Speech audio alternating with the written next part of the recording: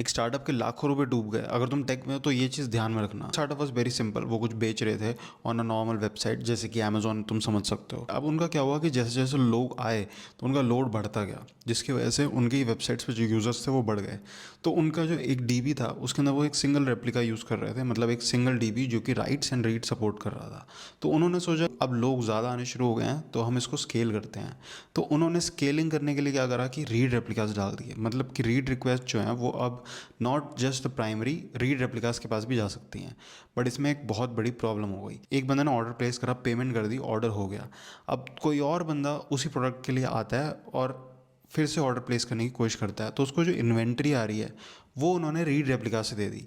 अब जो इन्वेंट्री है वो तो ख़त्म हो चुकी थी, सपोज़ वो प्रोडक्ट पूरा सोल्ड आउट हो चुका है, फिर भी उस बंदे ने पेमेंट कर दी, उसका ऑर्डर एक्सेप्ट हो गया। बट ऑब्वियसली उनके पास इतनी इन्वेंट्री नहीं थी कि उस बंदे का ऑर्डर फुलफिल कर सकें। एट द एंड उनको सब लोगों के पैसे वापस करने पड़े और ऑल्सो पब्लिक अपॉलॉजी डालनी पड़ी। तो इन चीज़ों से कैसे बच सकते हो तुम, या फिर अमेजोन जैसी वेबसाइट इन चीज़ों से कैसे बचती हैं? तो कुछ चीज़ें होती हैं जिनको स्ट्रांगली कंसिस्टेंट रीड देने पड़ते हैं, सबको तुम रीड रेप्लिका पे नहीं भेज सकते।